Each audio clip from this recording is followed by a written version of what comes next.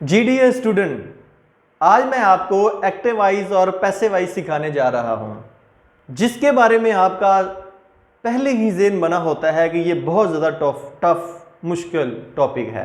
हालांकि ऐसी कोई बात नहीं है, क्योंकि आपने कभी कोशिश ही नहीं की होती सीखने की और ना ही खुद फिक्रा बनाने की कोशिश की होती है, इसलिए आप समझते हैं कि ये एक टफ टॉपिक है।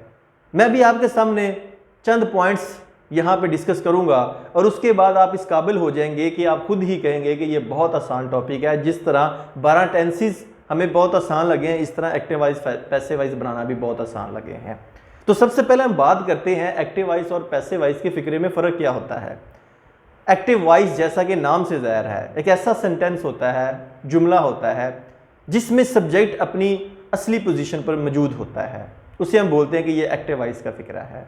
और अगर सब्जेक्ट अपनी असली पोजीशन पे मौजूद नहीं होता, अपनी पैसिव फॉर्म में होता है, मौजूद होता है लेकिन एक्टिव फॉर्म में मौजूद नहीं होता, तो ऐसे फिक्रे को हम कहते हैं कि ये पैसिव वाइज का फिक्रा है। अभी आपके सामने मैं कुछ यहाँ पे कन्वर्जन्स बताऊंगा कि किस सब्जेक्ट है या ऑब्जेक्ट है या वर्ब है, अगर एक्टिव वाइज में किस फॉर्म में है तो उसको पैसिव वाइज जब बनाएंगे तो उसमें क्या चेंज करनी है। सिर्फ वो 2-4 पॉइंट आपने ज़हन में रखने हैं, उसके बाद आप इस काबिल हो जाएंगे कि आप खुद एक्टिव वाइज से पैसिव वाइज बनाना शुरू कर देंगे। अगर मैं आपसे ये कहता हूँ कि अली एक ख़त लिखता है, तो आप कहते हैं कि ये तो हमें समझ लग रही है कि इसमें अली सब्जेक्ट है, लिखना जो है वो वर्ब है और ख़त जो है वो ऑब्जेक्ट है, यानी कि तीनों चीज़ें अपनी असली पोजीशन पे है। और अगर मैं आपके सामने कुछ फिक्रा इस तरह बोल दूं कि इसे सिखाया जाता है या इसे पढ़ाया जाता है, तो आप कहेंगे इसमें पढ़ाने वाला या सिखाने वाला कौन है, यकीनन आप परेशान हो जाएंगे। तो जब सब्जेक्ट अपनी असली हालत में मौजूद नहीं होगा तो वो पैसिव वाइज का फिक्रा होगा, तो परेशान होने वाली फिर भी कोई बात नहीं है। आइए चलते हैं, सबसे पहले एक्टिव वाइज का देखते हैं कि उसमें फिक्रे का सेंटेंस का स्ट्रक्चर कैसे होता है और जब उससे पैसिव वाइज बनाते हैं तो फिर स्ट्रक्चर किस तरह चेंज हो जाता है। तो सबसे पहले मैं यहाँ पे लिखूँगा एक्टिव वाइज, यानी कि आपको पता चले कि एक्टिव वाइज में सेंटेंस का स्ट्रक्चर क्या था।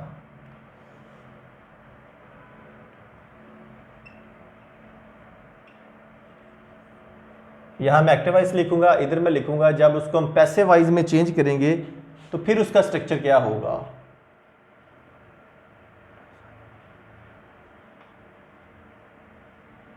वाई। अब आपके सामने मैं बताता हूं कि एक्टिव वाइज में सबसे पहले क्या चीज़ आएगी। हमेशा आपने पढ़ा है, जब इसका हम स्ट्रक्चर देखेंगे तो सबसे पहले सब्जेक्ट फाइल जिसे हम कहते हैं, फिक्रे में जो काम करने वाला होता है वो सबसे पहले लिखते हैं। उसके बाद हम हेल्पिंग वर्ब लिखते हैं और उसके बाद वर्ब आता है और वर्ब के बाद ऑब्जेक्ट।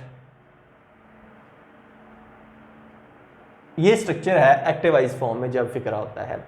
जब ये पैसिव वाइज में चेंज होगा फिर इसका स्ट्रक्चर कुछ इस तरह होगा कि हम क्या करेंगे, सब्जेक्ट की जगह पे क्या लिखेंगे, इस ऑब्जेक्ट को लिखेंगे, यानी कि ऑब्जेक्ट पहले आएगा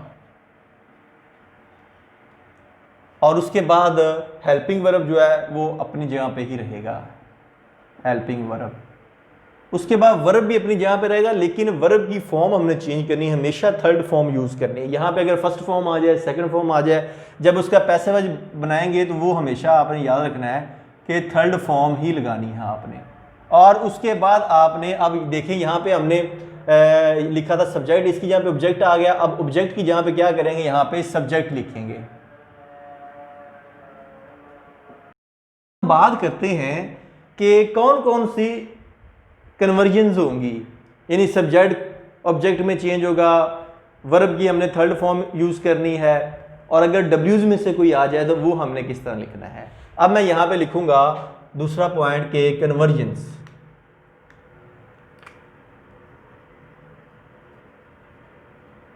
ये सिर्फ आपको समझाने के लिए हेडिंग बना रहा हूँ, बाकी आपने तो एज सच जो सेंटेंस दिया होगा उसी को चेंज करना होगा।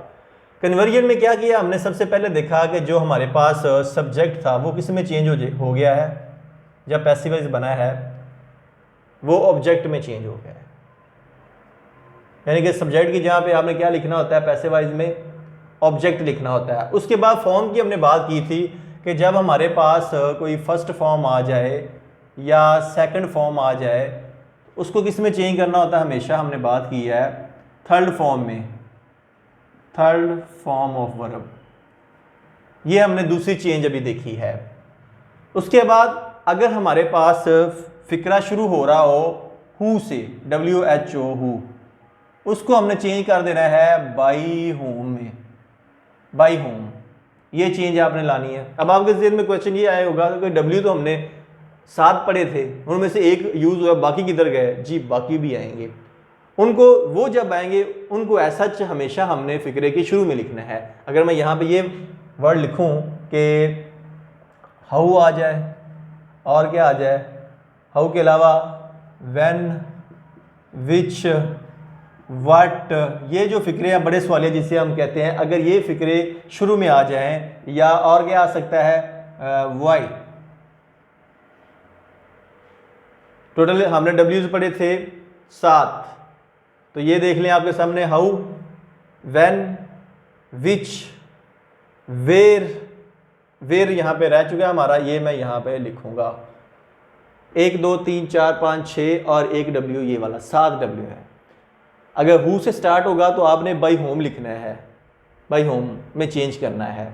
और अगर ये आ जाए, इन W में से कोई आ जाए, तो ये आपने क्या करना है, always come in the start of sentence. ये हमेशा फिक्रे के शुरू में लिखने हैं, यानी कि W's ऑलवेज कम, हमेशा ये पहले आते हैं किससे, in the start of sentence, in the start of sentence, यानी कि फिक्रे यानी जुमले के शुरू में इनको हमने लिखना है। अब हम बात करते हैं, एक टेंस लेते हैं, सबसे पहला टेंस लेते हैं प्रेजेंट इंडेफिनिट, उसको स्टडी करते हैं, उसके एक्टिव वाइज से पैसिव वाइज बनाने का तरीका सीखते हैं। तो यहाँ मैं हेडिंग दूंगा प्रेजेंट इंडेफिनिट टेंस। तो सबसे पहले इसका मैं आपको मेथड बताऊंगा, क्या चेंजेस आपने करनी है। उसके बाद हम एक एग्जांपल लेंगे, उसके सिंपल, नेगेटिव, इंट्रोगेटिव और जो डिफरेंट टाइप बनेंगी वो आपके सामने बनाएंगे। तो प्रेजेंट इंडेफिनिट में होगा क्या कि सबसे पहले आपने क्या लिखना है, वैसे हम क्या लिखते हैं सबसे पहले जब भी कोई फिक्रा बनाना हो, हमने जनरल रूल देखा है, ऑब्जेक्ट पहले लिखते हैं, ऑब्जेक्ट। उसके बाद हेल्पिंग वर्ब लगाना है हमने। हेल्पिंग वर्ब आपको पता है प्रेजेंट के कौन से होते हैं, इज, एम, आर, ये आप यूज करेंगे यहाँ पे, इज या एम या आर। तो ये आपने नोट करना है कि सबसे पहले ऑब्जेक्ट लिखना है, उसके बाद हेल्पिंग वर्ब यानी आपको अभी जो मैंने बताया है इज, एम, आर, ये लिखने हैं। तो इज, एम, आर जैसा कि आप जानते हैं, ही, शी, इट या सिंगल जो नेम होता है उसके साथ हम प्रेजेंट इंडेफिनिट में इज का इस्तेमाल करते थे, आई के साथ एम का, यू, दे, वी, या जमा जब नाम कोई आता था, प्लूरल नाउन आते थे तो उनके साथ हम आर यूज़ करते थे। उसके बाद देखिएगा हेल्पिंग वर्ब के बाद आ जाता है थर्ड फॉर्म। जो भी यहाँ पे फॉर्म हो आपने उसको कन्वर्ट किस में करना होता है, हमेशा याद रखिएगा, पहले भी मैंने बताया है, आपने यहाँ पे थर्ड फॉर्म लिखनी है, थर्ड फॉर्म। उसके बाद लिखना है आपने सब्जेक्ट। लेकिन यहाँ पे बात नोट करने वाली है, सब्जेक्ट से पहले आपने पैसे वाइज बनाते वक्त बाई का इजाफा करना है, यानी कि पहले क्या लिखना है, बाई। बाई के बाद आपने यहाँ पे क्या करना है, सब्जेक्ट लगाना है। पैसे वाइज का ये रूल वैसे याद रखें कि सब्जेक्ट से पहले बाई इस्तेमाल करना है। अगर बाई नहीं होगा तो वो आपका फिक्रा जो है, सेंटेंस जो होगा वो पैसे वाइज का नहीं होगा। ये जनरल स्ट्रक्चर है जी प्रेजेंट इंडेफिनिट टेंस का। अब मैं आपके सामने कुछ एग्जाम्पल पेश करूंगा ताकि आपको बनाने का तरीका आसानी से आ जाए। तो शुरू करता हूं, सबसे पहले एक फिक्रा लेता हूं कि I write a letter, I write a letter, मैं एक खत लिखता हूं। अब इस सेंटेंस के अंदर अगर हम देखें तो आई क्या है, subject,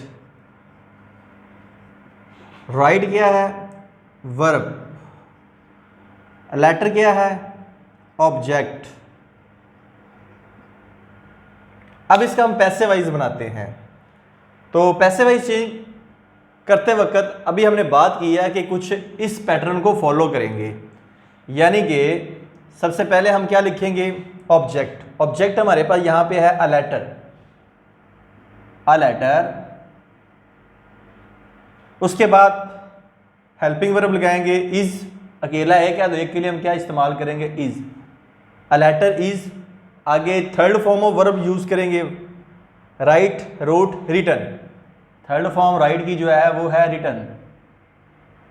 a letter is written. आगे हमने एंड करने से पहले, सब्जेक्ट लगाने से पहले क्या करना है, बाई का इजाफा करना है, बाई। अब सब्जेक्ट हमारा क्या है, आई। अब आई को आई नहीं लिखेंगे, क्योंकि जब आपने एक्टिव वाइज से पैसिव वाइज में चेंज लानी होती है तो जो आपका नॉमिनेटिव यानी कि फाइली हालत होती है उसको आपने ऑब्जेक्टिव केस यानी मफूली हालत में चेंज करना होता है। जिस तरह आई को हम मी में चेंज करेंगे, वी को अस में, यू को यू ही रहने देंगे, ही को हिम में, शी को हर में, इट को इट में, दे को देम में। इस तरह हम चेंज लाएंगे। तो अब यहाँ आई की जो मफूली हालत होगी, ऑब्जेक्टिव केस जो होगा वो क्या होगा, मी। तो मैं क्या लिखूंगा, बाय मी। ये सेंटेंस मुकम्मल हो गया है। A letter is written by me, एक खत मुझसे लिखा जाता है। तो ये इसकी पैसिव वाइज फॉर्म बनी है। अब इसी की मैं नेगेटिव फॉर्म बनाता हूं, दूसरा सेंटेंस लिखता हूं। ये फर्स्ट केस था हमारा सिंपल, दूसरा सेकंड। अब I do not write a letter, मैं एक खत नहीं लिखता हूं। I do not write a letter. बिल्कुल वैसे ही आपने बनाना है फिक्रा। कैसे बनाएंगे कि अ लेटर, हेल्पिंग वर्ब के पास नॉट लगाएंगे, a letter is not written by me. A letter is not written by me, यानी कि मैं खत नहीं लिखता हूं, एक खत मुझसे नहीं लिखा जाता है। तो ये इसकी पैसिव वाइज फॉर्म है। अब थर्ड सेंटेंस में बनाता हूं इसका सवालिया यानी इंटरोगेटिव सेंटेंस है। Do I write a letter, do I write a letter, क्या मैं एक खत लिखता हूं। बिल्कुल वैसे सिंपल हम जिस तरह पहले बनाया है सेंटेंस वैसे ही बनाएंगे, सिर्फ जो उसका हेल्पिंग वर्ब है वो हम फिक्रे के शुरू में लिखेंगे। तो क्या बनेगा, इज सवालिया डू है ना, तो इसकी जगह पे क्या लगाएंगे हम, is a letter written by me, is a letter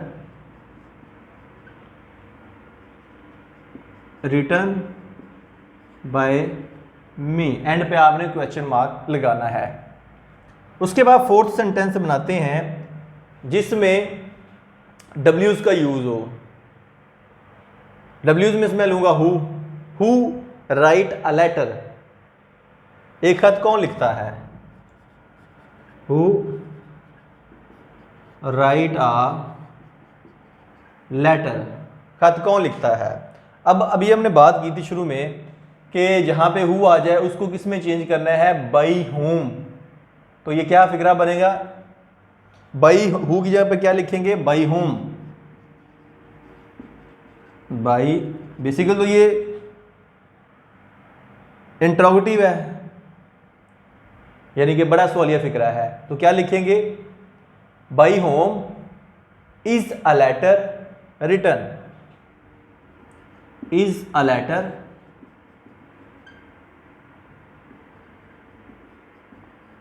written. End पे फिर आप क्या लगाएंगे, क्वेश्चन मार्क। उसके बाद अब हम क्या करते हैं, हु के अलावा डब्ल्यूज में से कोई लेते हैं, how, when, which, what, why, where. अगर मैं इसको यूं लिखता हूं कि when do I write a letter, मैं एक खत कब लिखता हूं, तो फिर कैसे बनेगा, when do I write a letter. अब जब व्हेन आ जाएगा या इन डब्ल्यूज में से कोई भी आ जाएगा तो वो क्या करना है, हमने उनको चेंज नहीं करना। सेंटेंस के शुरू में एज सच आपने ये लगा देने हैं word when, how, which, what, why, where, ये एज सच आपने लिखने हैं। तो क्या बनेगा इसका कि व्हेन को एज सच लिखेंगे।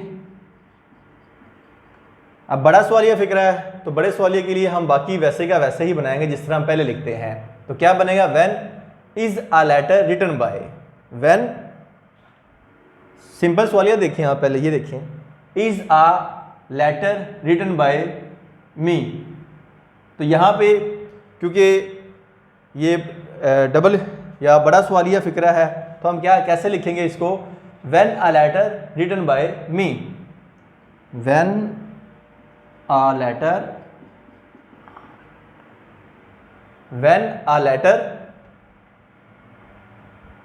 लेकिन एक और बात नोट कीजिएगा, सिंपल व्हेन अ लेटर तो नहीं लगाएंगे। अब इसमें देखिए डू है तो उसके लिए अभी हमने शुरू में बात की थी is a letter written by me. When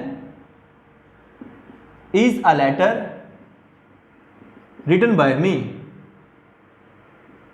आप चेक करें, एंड पे फिर आप क्वेश्चन मार्क लगाएंगे, when is a letter written by मी।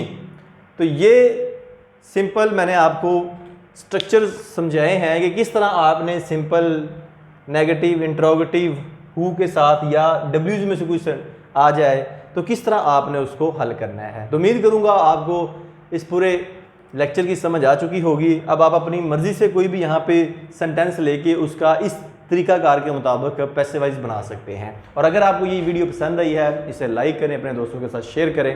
अगर आपकी कोई ज़हन में क्वेश्चन हो इस वीडियो के नीचे जो कमेंट बॉक्स है वहाँ अपना क्वेश्चन पुट करें। तो बहुत ज़्यादा शुक्रिया अदा करूँगा आप सब बच्चों का, दोस्तों का, कुलीग्स का जो अपने पॉजिटिव फीडबैक हमेशा कमेंट्स की शक्ल में यूट्यूब पर शो करते हैं। तो अगर आप फर्स्ट टाइम इस वीडियो को देख रहे हैं या सबका वीडियोस आपको केमिस्ट्री, फिजिक्स, बायो के लेक्चर्स की और प्रैक्टिकल्स की वसूल नहीं हुई तो आप मेरे इस चैनल को सब्सक्राइब करें। सब्सक्राइब करने के लिए आपके राइट साइड पे रेड कलर का सब्सक्राइब का बटन है, उसे दबाइए, साथ बेल आइकन का बटन है उसे प्रेस कीजिए ताकि डेली बेस पे जो मैं लेक्चर अपलोड करूँ उसका नोटिफिकेशन आपको मिल जाए। तो इन अल्फाज के साथ नेक्स्ट वीडियो तक आपसे इजाज़त चाहूँगा। अल्लाह।